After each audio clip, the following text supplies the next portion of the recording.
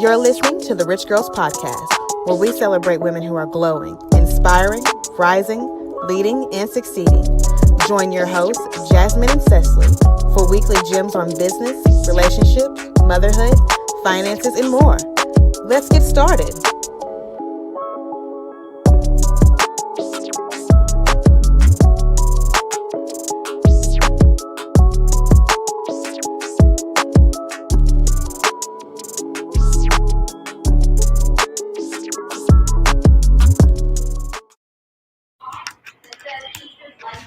Hey, you guys.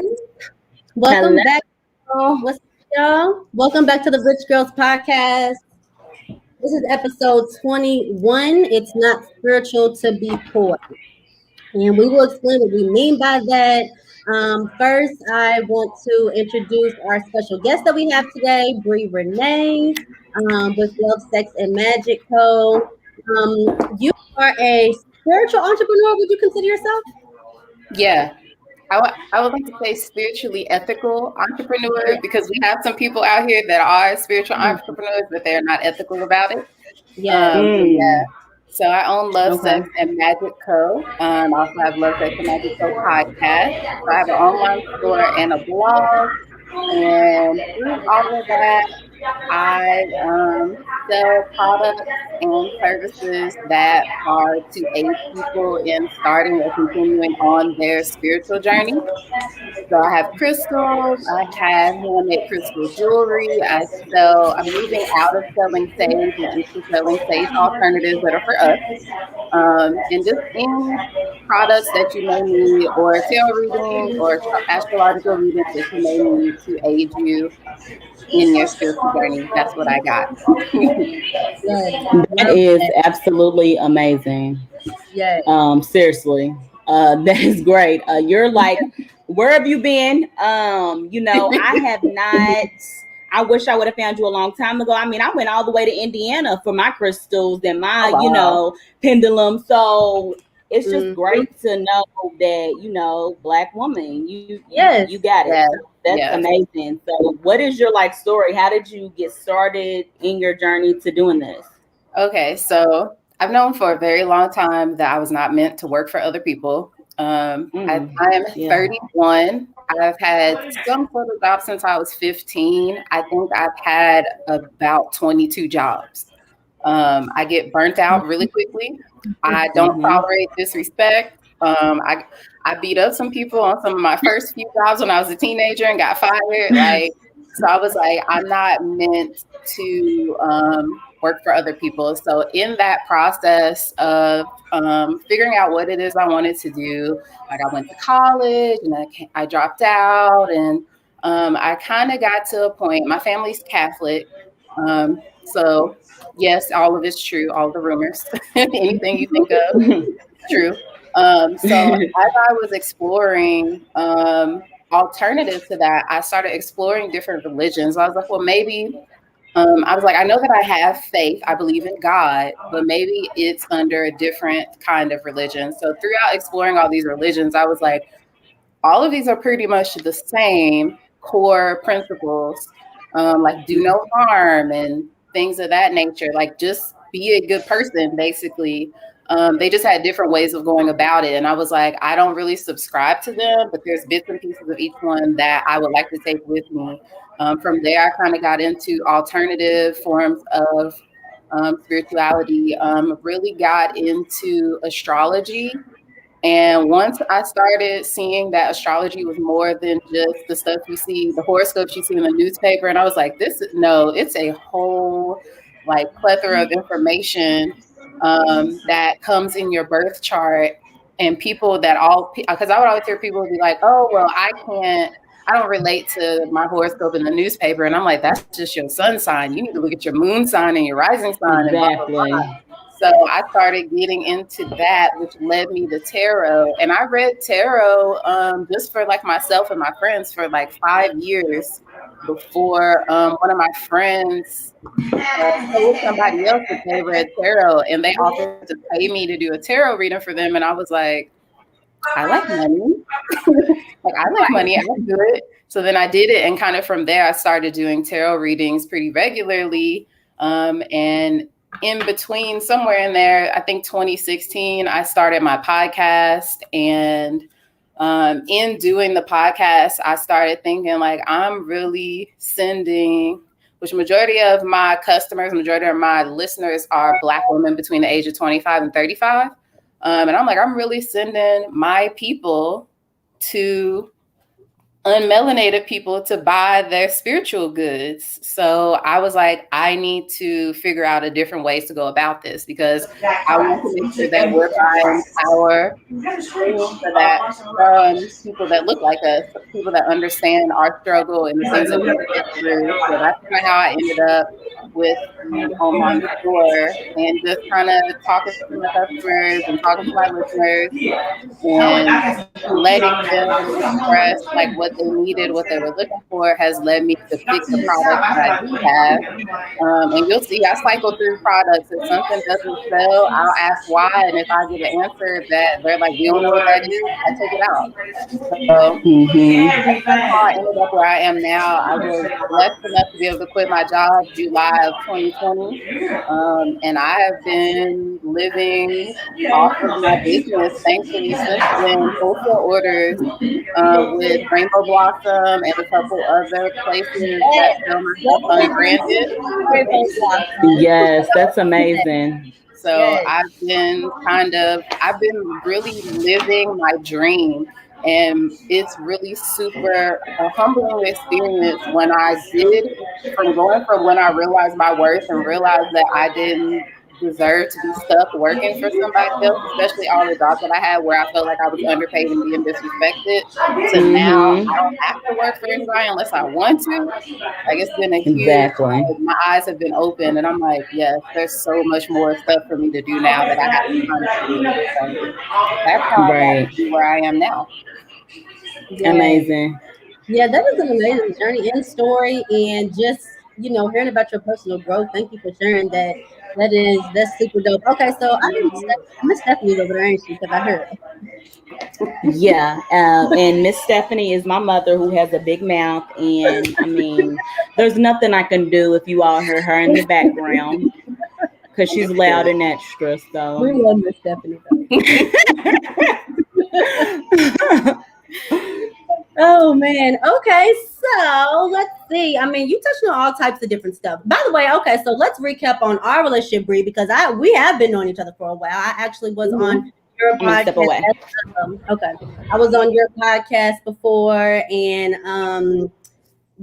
I've been knowing that you had that spiritual store. Definitely got some goods from you before. So yes, I just love like I said, seeing your growth, you getting up out of Kentucky and all of this good stuff.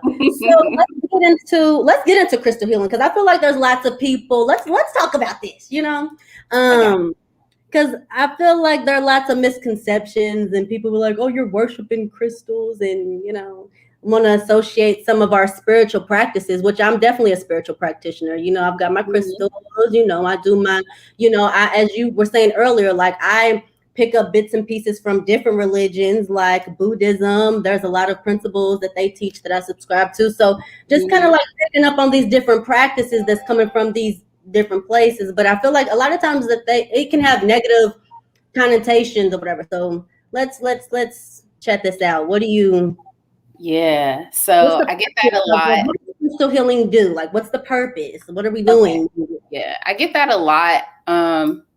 Anything that people don't understand or don't know, it's automatically bad. With crystals, it's not about worshiping anything. It's not about making anything into a deity or a false idol or anything of that nature.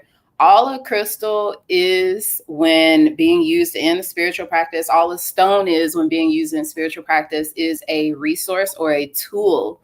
Any object has energy, has frequencies, but these crystals have specific earth energy properties. Yeah, they have specific energy types, specific properties that when you are harnessing that energy, whether it be by meditating with that crystal or just having that crystal in your presence, you are able to feel those energies and incorporate them into yourself.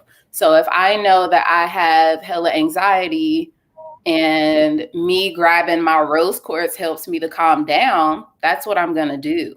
It's not about me praying, oh, rose quartz, save me. It's not anything like that. It's literally just me.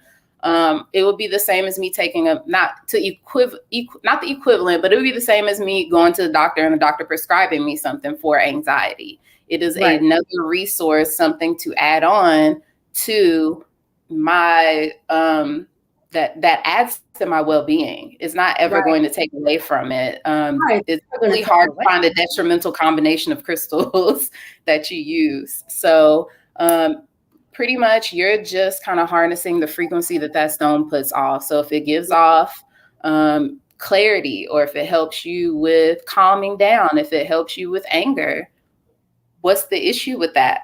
Right, exactly.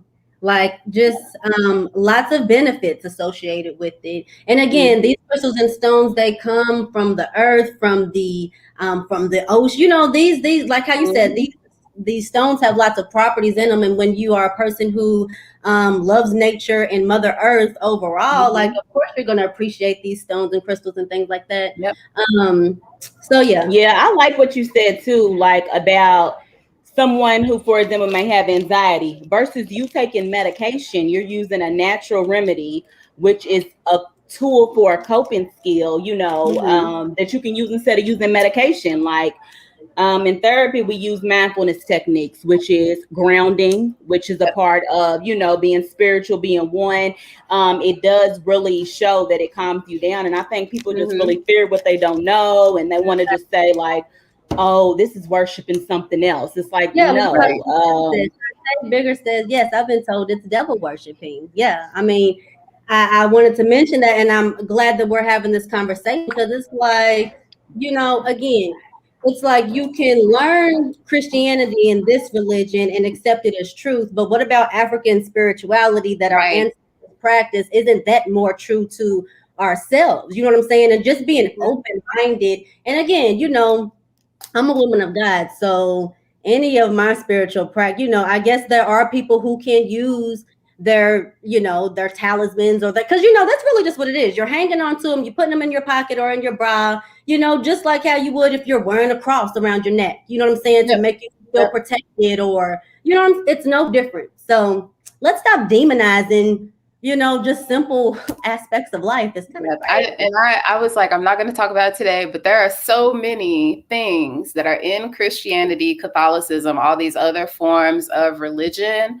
that were taken from pagan practices, from African traditional religion practices.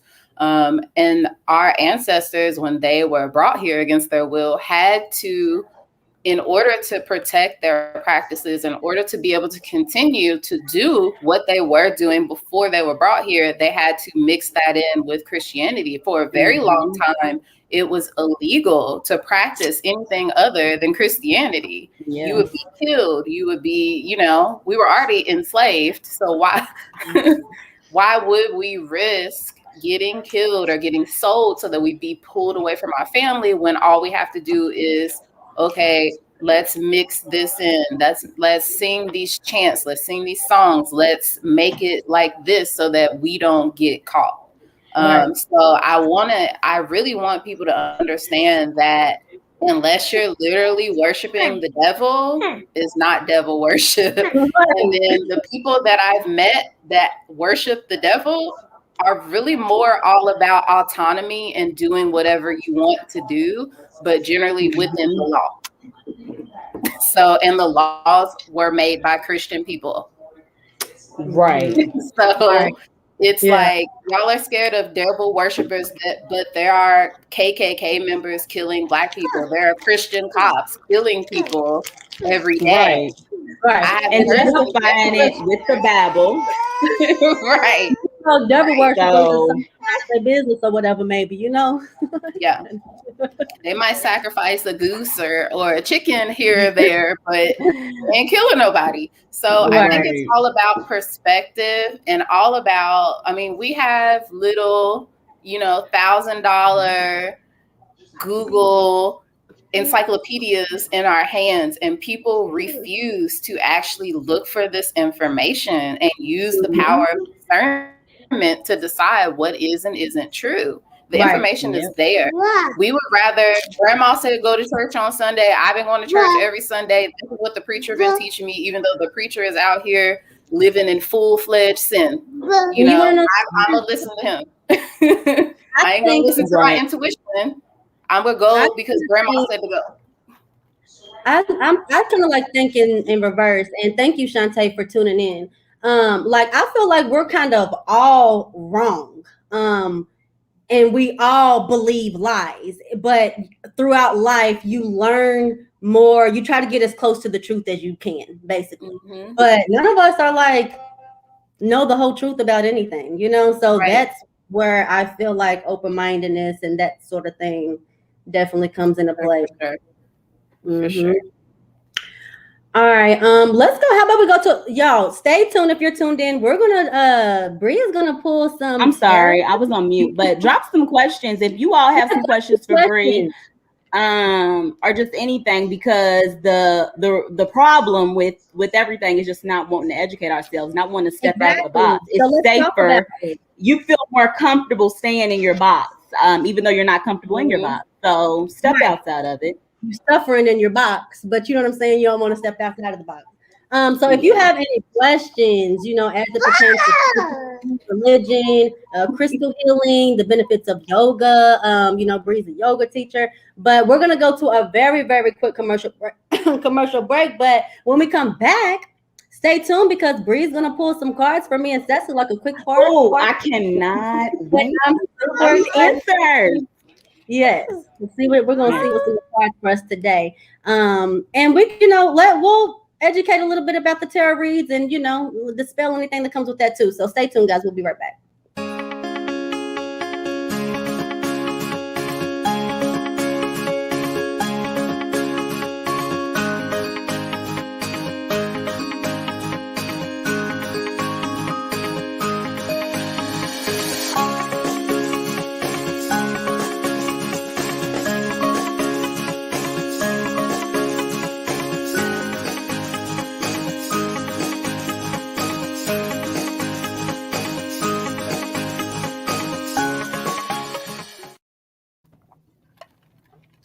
All right, y'all. Welcome back to the Rich Girls Podcast. This is episode 21. It's not spiritual to be poor. I'm Jasmine, and this is my co-host Cecily, and we got our special guest Bri with us here today. So yeah, let's get right into it. Like, you are a tarot reader, so is that another form of devil worshiping or what, Bri? Child, I do not. Well, personally, I do not commune with the devil. I don't actually believe in that aspect. Well, let me reword it, because I know you're not a devil worshiper. Okay, viewers, let's be clear. All of us women on this podcast today are women of God. We believe in God. But is it like witchcraft? Like, is this like magic, psychic? No. Shit? You know? I wish if I could do I would David Copperfield the hell out of some stuff if I could. No. So with tarot, they are another resource, another tool, just like crystals, that tap into, instead of having their own frequency or their own energy, like the stones and the crystals, tarot cards will tap into the intuition of the reader and the person that is getting a reading. So all tarot cards are going to do, like, this is not Carmen, a hip opera. Wyclef is not here yelling at you about the death card. It's all symbolism. So it's not a literal death. It's not a literal devil. It's not, you know, literal anything. Everything is symbolism. So with that, it's basically going to show you the outcome that could happen if you stay on your current path. So if you get a card that you don't like, all you have to do is change your current path to change that outcome. Exactly. Like I said, none of it's set in stone. It's merely a glimpse pulling from past, present, and future to show you what's happening or what could happen if you keep doing what you're doing. Mm-hmm. Nice. Okay. Yep, amazing. How long have you been doing tarot reading? It is 2021. I started doing tarot in 2013, and I've been doing it ever since. You're a veteran then. I love it. Yeah. Okay. It's something I really enjoy doing. I do go live occasionally. I'm supposed to go live every Sunday, but I really hate being on camera. But I go live on Sundays on my Instagram and do what I call spiritual Q&A and tarot for the low. So I answer people's spiritual questions. And a part of my mission with Love, Sex, and Magico is to make spiritual things, services and crystals, things of that nature, accessible to people that wouldn't probably be able to afford it.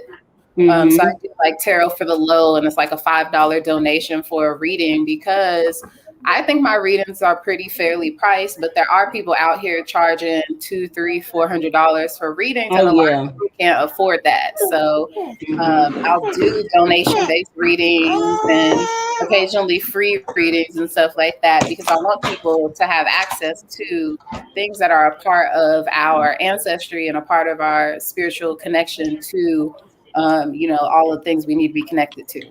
So, and earlier you touched on, and of course this episode is "It's Not Spiritual to Be Poor," and so kudos to you for recognizing and acknowledging your gifts and choosing to be compensated for that. Like we all, abundance is our birthright. We all have our different talents or things that we contribute in.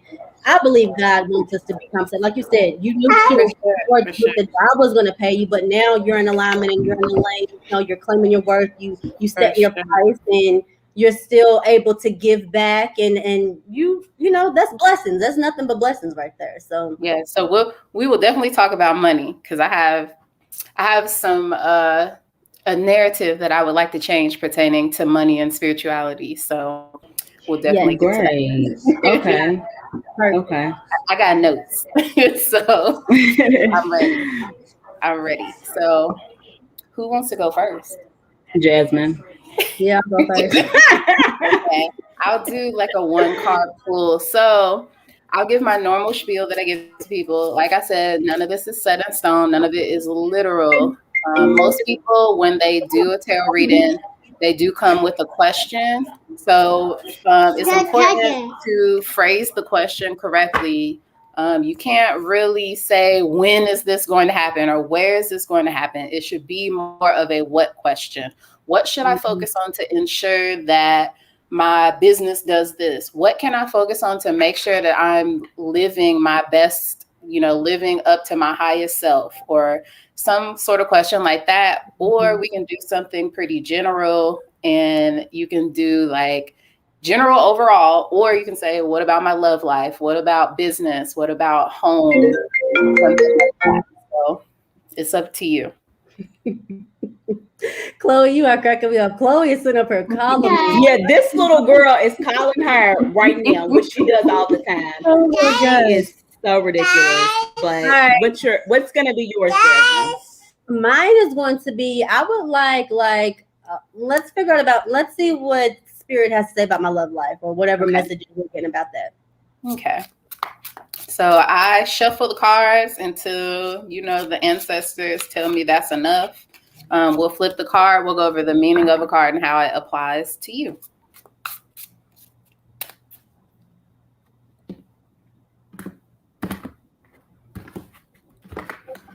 All right. Let's see.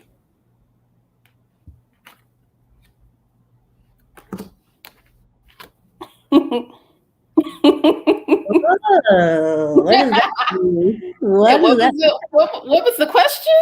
Right. I don't think it was a specific question, just like something about your love life. Yeah, just like what should I know? What needs to be revealed? What message is for me? Okay, so it's the Lovers. Why they look so dark? Are they skeleton lovers? So I like black and gold. If you can see, gold is in my logo. I like black and gold, and this deck is one of few decks from a person of color. So I always try to buy decks from persons of color. This is my favorite deck to do readings with, just because I like the aesthetic and the way I connect to it. normally when I do readings like at events and stuff, I use my another deck that has like bright, colorful things so people aren't afraid. But I like my skeletons, okay? But it's not anything bad. So with the lovers, what that is going to mean is all about joy and unity and like companionship. So how do I phrase this? It doesn't have to be something romantic, but it's very likely.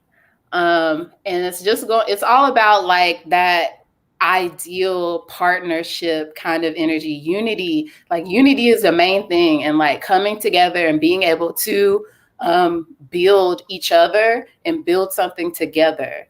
So that doesn't mean that it's like your husband's coming for you, to come sweep you off your feet, but it's going to be you coming together and combining resources with someone to build something more. Mm-hmm. So that is interesting because I don't pull that card that often. So I'm like, oh, okay. The fact that you use the word unity is interesting for me because I've recently been using that word like over the past couple days. So it's just like, or just moving as a family unit, things like that. So interesting. Nice. Yeah, that's very interesting. So do you have a question? Yes, I'm trying to figure it out. How to phrase this. Oh God. Yeah, I don't know. Like what? She's calling Jasmine again. What should my energy be like in regards to just all the new things going on in my life currently? Okay, so same deal. I've been shuffling, but I will keep shuffling. I'll cut the deck and we'll pull your card and we'll see what it means for you. Okay. Okay.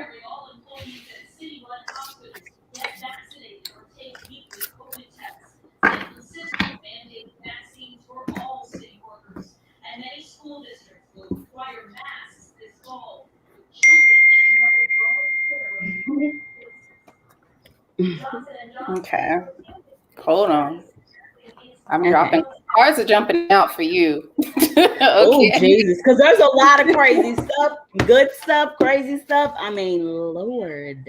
Okay. So you got the Four of Wands. Four of Wands was the first card that fell out, but it's not the card that I drew. So we'll do this one. So Four of Wands. So in the tarot deck, it's split into two sections. So there's major arcana, which are the trump cards or the big energy. And then there's the minor arcana, which is set up like a regular playing deck. So there's 4 suits. Each of those suits represents an element. So you have wands, swords, cups, and pentacles. So wands are going to represent the element of fire. What that is going to deal with is creativity, ideas, putting plans together, doing things that kind of get the creative juices flowing, and more of the action side of things and the cerebral side of it. Four of Wands normally represents completion or like celebration of something. So there may be something that you've been putting work into and is now starting to finally bear some fruit, and you're kind of at a point where you're like, okay, this is okay, yeah. I did that right. Yeah, exactly. Okay, this is being done. I did this correctly, Okay, so it does work. Now's the time to come back to it and continue to put into it, so it continues to put out to you. Absolutely love that. Put into it, so it pours back into you. So that's so relevant to me right now. How crazy is that? Like, whoa. No, for real. That is so on point for you. And that's why. It is. It's crazy. Like, I literally just passed my test and now I'm like back focused on marriage and all this stuff. It's just like, wow. Okay. Yep. Just keep working towards what I've been working towards. I love it. Basically, you're on track. I find that a lot of people in our age group need some confirmation that they're on the right track. You know, them participation trophies we don't get those anymore as adults. Right. So kind of like, am I doing what I'm supposed to do, or do I need to change anything or something like that? So tarot can provide that kind of confirmation that you're doing what you need to do. And we're never truly lost. Our ancestors got us. For the Christians, Meemaw is watching down on you. That's the same as your ancestors got you. You got to learn to accept that. You doing that airbrush T-shirt with them in the clouds with wings is the same as ancestor veneration. Accept it. You know, keeping their obituary and the flower on the little table. That's your altar. So it's ingratiated into us to do these things, which is why it's gotten to the point now where it's funny to me that I'm like, you don't even know that you're every time you take similar things. Every time you do certain things, people do things and they're like, I don't believe in that, that's devil worship. And I'm like, you're doing it. So about this body of Christ and blood of Christ that you're consuming every Sunday. Right. So I see we got a question from Shantae. And then again, thanks for dropping her questions. She says, I'm struggling with my purpose. What should I do to find it? And Bri, are you open to doing just one reading for our viewers? And, you know, we can answer. I got you, Shantae. So when you say what should I do to find it, it'll be more of a what should you focus on in order to find that purpose. So I am shuffling right now. Same deal. I will shuffle the cards and then I will cut the deck, draw the card, and let you know what that means.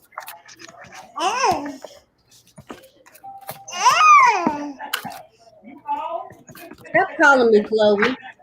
Seriously. Got stuff to say. And you just right. It's just like, I'm like, oh, she go. I said, you know what? I'm gonna go get my food. I knew.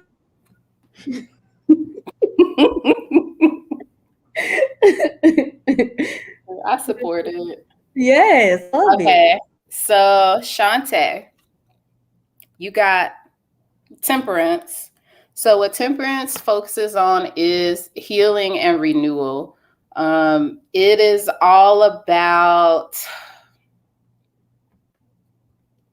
finding cooperation and finding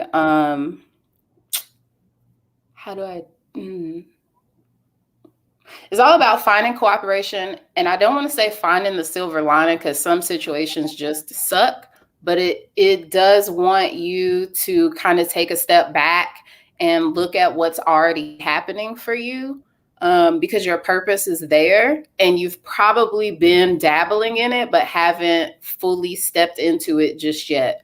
So there's something that you are doing that you have either sought mentorship in or sought out resources for, but you haven't taken that next step into actually like going into it and making that be your focus.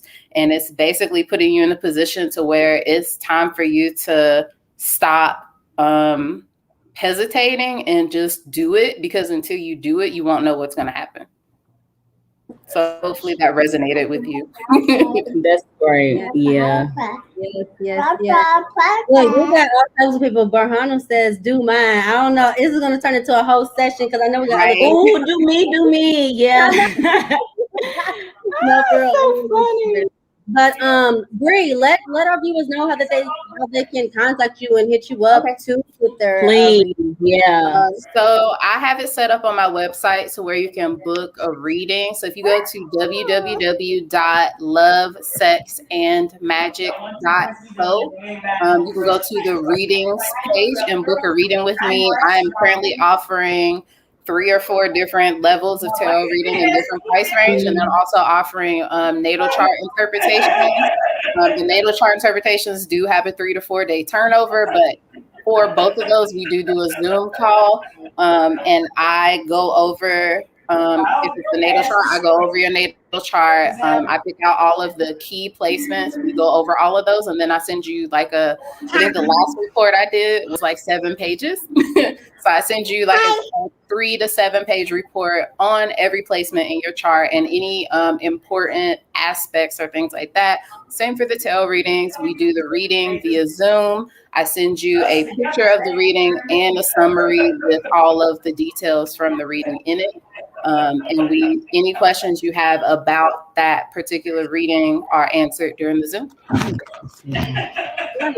So again, that's www.lovesexandmagic.co. Okay, let's touch on this yoga. I've been trying to find a yoga home for quite a while now, preferably looking for a space of our kind. And it's been so hard to find. I mean, I love yoga. I love what it does for you mentally, physically. So I've been like YouTubing it, but just having that space to go to. So could you tell us just a little bit about your yoga experience? So too, though. So any recommendations maybe you have in our Yes. Okay. I'll have to send them to you because I think I have some Facebook friends that I think would be great. You're very welcome, Shantae. I hope that resonated with you. But I have some people that I follow and am friends with on Facebook that are located in Louisville. I just need to find out where they teach. Okay. So benefits of yoga. So I just chuckle. I laugh a lot now because people always say, I can't meditate, I can't do yoga. There is yoga that is literally taking a nap. There's yoga nidra. You lay down on your mat with a pillow, with a blanket. You put blankets under your back, under your legs, wherever you need them to take a nap. God. So there is no excuse. There is chair yoga. There is bed yoga. There is standing only yoga. There is sitting only yoga. Yoga is for everybody. Yes. They have yoga for paraplegics. They have yoga for people with missing limbs. You can do it. So I wanted to get that out of the way. So as far as yoga is a moving meditation. A lot of people are unable to focus. So what yoga does is give you something to concentrate on, the same as a guided meditation would. So in yoga, you're not really supposed to be focused on the movements. You're more supposed to be focused on your breathing and how your body responds to the poses that you're going into. So if something hurts, it's not working out. You're not supposed to push through because it hurts. You're supposed to say, okay, how can I adjust this so that it doesn't hurt anymore? It's not supposed to be, oh my God, I can't do it. It's more of a, what can I do so that I can get as close to this pose as possible? So they have yoga blocks, they have yoga straps, they have blankets, pillows, things that you can use to help support you getting into those positions. And a good yoga teacher will always have adjustments for you to make to help you get into those positions. But the main focus of yoga is, because it's a moving meditation, you should be focused on your breath. So more benefits of yoga: connecting with your body. A lot of us are very, very disconnected from our bodies. We don't listen when we're full. We keep eating because the food is there. We don't listen when we're dehydrated and we wonder, everybody got to wear chapstick. We're all dehydrated, So it improves flexibility, balance, and strength. You got to be able to, you don't have to be those things to do yoga, but you become those things by doing yoga. So, and then also it aids in grounding and moving stagnant energy through your body. So it'll help balance your chakras. There's certain yoga poses that are good for opening certain chakras. So us as Black people, a lot of us have root chakra and sacral chakra blockages. Root chakra blockages because we don't really belong anywhere. They don't want us here, but we can't just, pop up in whichever country in Africa and be like, we don't know where we're from. And then we have a lot of people that have had sexual trauma, especially during their childhood or as adults, especially women that have had sexual trauma as adults. So that messes with our sacral chakras. So there's yoga specifically for each chakra that can help with that. So there are countless benefits of yoga. Those were, to me, the most important ones. Yes. Yeah, I love yoga. Daily, like, yeah, like, and it's like my body is kind of getting more to where it's like I naturally find myself want to get into a pose because it's like, I don't know, just I need to release or relieve Mm-hmm. the body of And something. relax. Yeah, Yeah. just relax. Like it's yeah. So I need Child's to. pose is my pose. When I am tired, when I am stressed, when I just want to relax, wide-legged child's pose is how I end up every time. That's the pose for me. So I get it. A lot of people sit in easy pose to meditate, but easy pose is not always comfortable because of the way your legs are bent. So when you're meditating, you want to be in a comfortable position. You don't have to sit cross-legged. You don't have to be in a chair. You don't have to sit upright. You can lay down as long as you're taking the time to find something to focus your mind on during that meditation. So Nice. Thank you. So let's get into the money aspect of this. So this episode is It's Not Spiritual to Be Poor. And when we say that, well, first of all, the Rich Girls is a wealth brand. And, it's not just about monetary gain or monetary value. It's about being rich in spirit, rich in mindset. Hopefully you guys have picked up on some concepts or some tools, or maybe you picked up on something today that just will pretty much help you on your spiritual journey. But yeah, let's get into it. I know you said earlier that you had some things to share as far as money and spirituality, because it's almost as though people are ashamed to want to get rich. We've almost been socially conditioned to believe that abundance is not acceptable. Accessible to us. So we just kind of shrink ourselves and just are like, and if you're greedy or, again, more negative connotations. But I believe that that's just not how the universe works. I believe that we live in an abundant universe, and God, that, abundance is our birthright. So this poor mindset or this poverty consciousness, it's not so much because our pockets are broke, like we don't have a lot of money in our pockets. I feel like it really starts with internally. So as a person who used to have a very messed up relationship to money, I was raised by both my parents. They co-parented fairly well. Wealthy father, not so wealthy mother. So with my father, I got to experience luxury. With my mother, I picked up on the scarcity mindset. So I had this kind of odd combination, because I know if I needed it, I can just call my dad. But it also was very humbling when I lived with my mom and we didn't always have everything. I didn't need for anything, but there were things that I wanted that I couldn't have unless I asked my dad. So I think I agree to a certain extent with people saying that money is energy. Physically, it is energy. It is made from trees that people cut down and did labor to create that money. But I also want to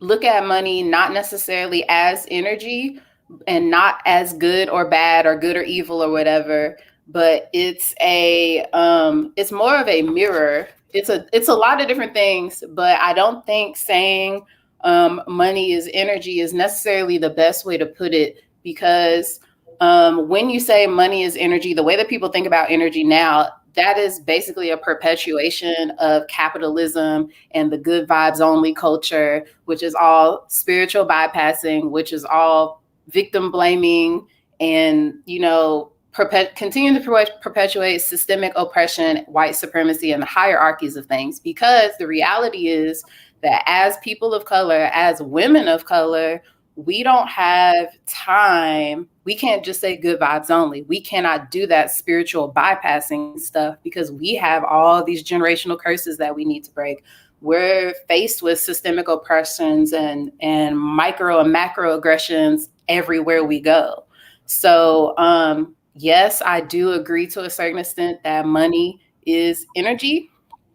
But when you say it the way that people view and understand the definition of energy now, and saying that, well, your vibe is why you don't have money, without taking into consideration the reality of the situation, it's kind of like I said, it's kind of like victim blaming. So the way that I like to look at it, I agree with that as well.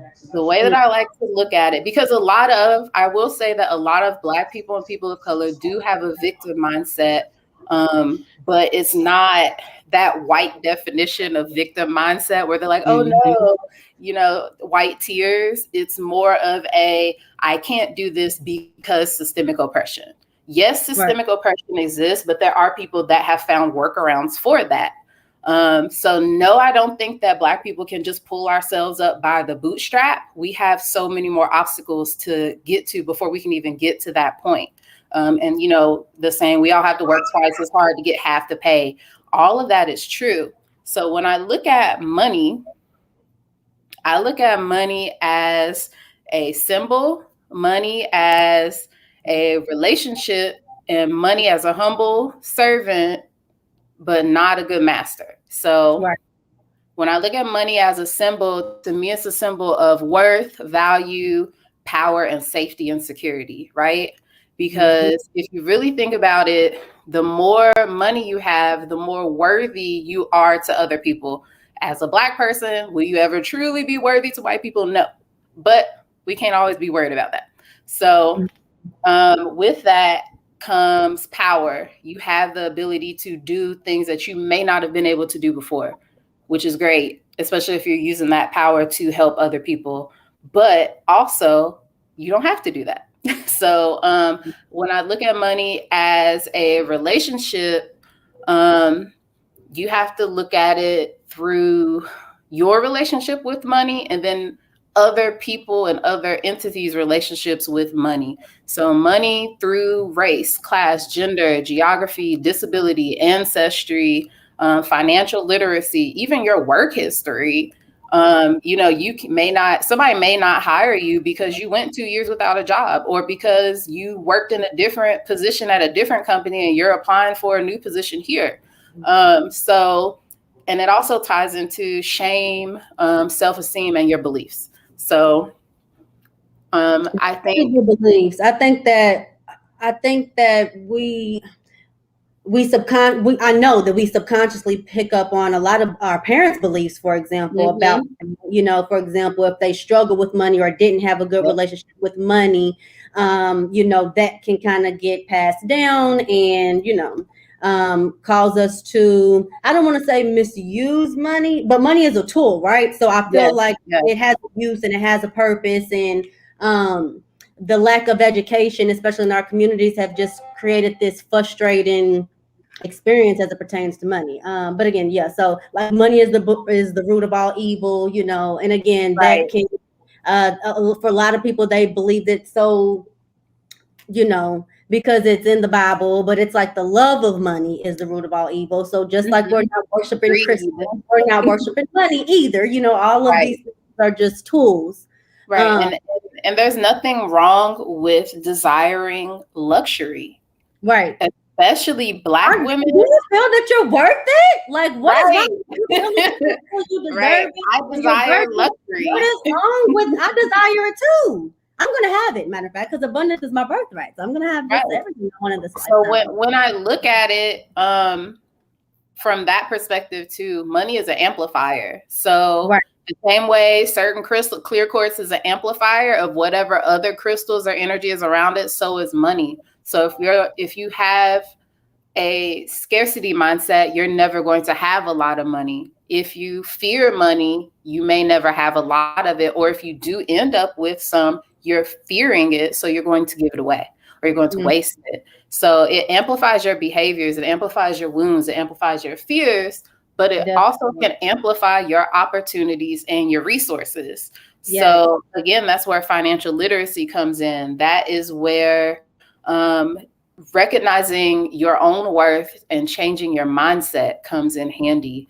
And all of this, of course, is easier said than done because people are living paycheck to paycheck if they still have a job. We just came out of a pandemic. Like there's so much going on. The system is set up for people to fail, and that is for Black people to fail. Absolutely. That is for poor people to fail. That's for women to fail. If you are not like a cis-het white man that was born into a little bit of money, it is set up for you to fail because it thrives off of us not ever getting above where we are. So it's like a collective effort has to be done for us to get past this.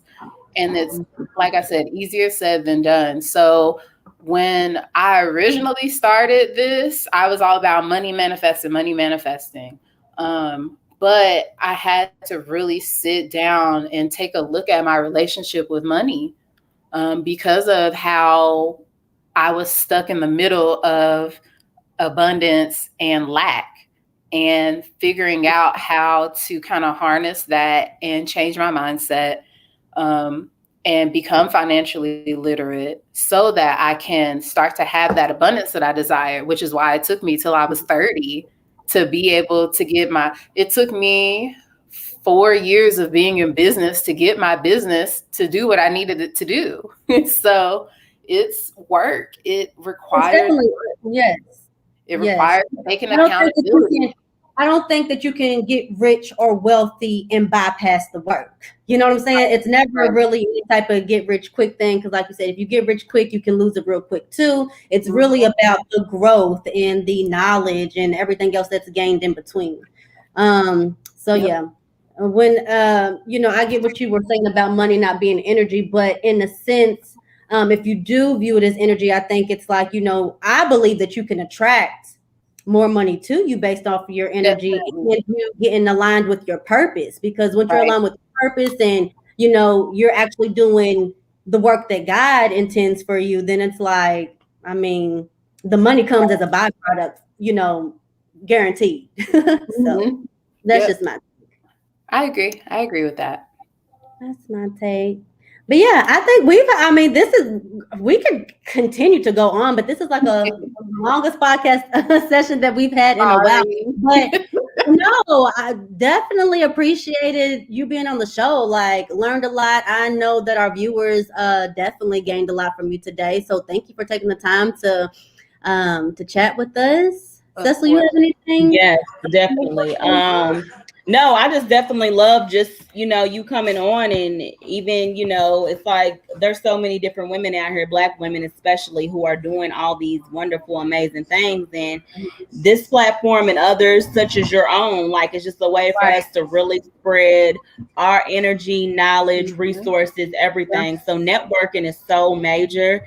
And I will definitely be finding you on all platforms and following you myself and tapping in, supporting your business. So just keep doing what you're doing. I love it. Much appreciate that. Yes, keep doing what you're doing. And again, thank you to our viewers. Y'all be tuned for some exciting news that the Rich Girls have coming up. We've got some big plans, so stay tuned. Again, thank you for tuning in to today's episode, and we out. Peace, you guys. Yep.